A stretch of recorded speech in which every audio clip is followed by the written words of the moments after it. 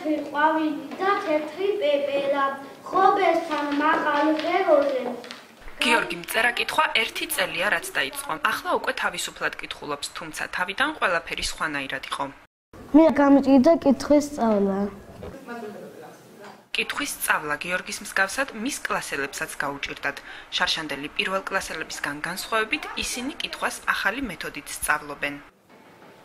ნახატებიან სურათი იქნება ეს თუ წიგნი და ქვეშ აქვს მარტივი წინადადებები.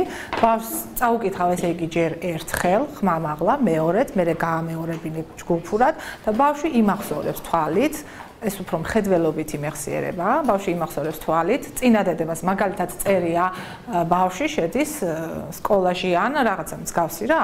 ბავშვი დაიმახსოვრებს იმ სიტყვას ბავშვი და შემდეგ რომ სხვა გვერდზე გადავშალოთ და იგივე სიტყვა იყოს, ძალიან ადვილად იმახსოვრებს რომ აქ წერია ბავშვი. ქალბატონი ნაირასგან განსხვავებით მარიამ ცაცანაშვილი ამბობს, რომ გოგებაშვილის AIIA-ს პრინციპი ქართულის სასწავლად ყველაზე მოხერხებულია. სამეცნიერო ორგანიზაცია მე უნივერსიტეტელის ხელმძღვანელი იაკობ გოგებაშვილის სწავლების მეთოდის კულტურულ მემკვიდრეობად აღიარებას ცდილობს. მისი თქმით, ასეთ შემთხვევაში ამ მეთოდის გათვალისწინება განათლების სამინისტროსაც მოუწევს.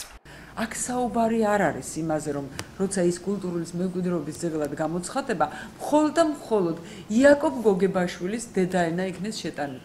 იაკობი თვითონ მიამბობდა, რომ ჩემი დედაენა ცოცხალია და მოძრავია და ძალიან ხშირად შექონდა მასში ცვლილებები.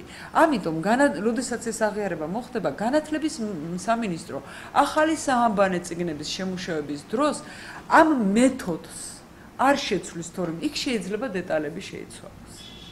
გოგებაშვილის სწავლების მეთოდის კულტურულ მემკვიდრეობად აღიარებისათვის ცაცანაშვილის თქმით, კულტურის სამინისტროს ნებართვაა საჭირო. ამის შემდეგ კი საკითხს იუნესკო განიხილავს.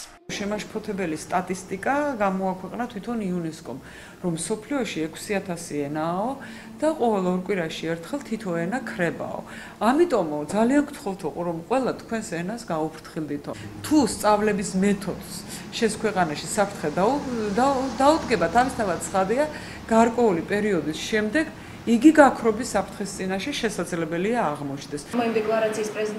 ამ ეტაპზე მე უნივერსიტეტელი საკუთარ ინიციატივას სხვადასხვა უმაღლეს სასწავლებელს აცნობს. კულტურის სამინისტროს ისინი უახლოეს მომავალში მიმართავენ. იუნესკოს აღიარების შემდეგ კი უკვე განათლების სამინისტრო გადაწყვეტს, რომელი მეთოდით დაიწყებენ პირველკლასელები ქართულის სწავლას.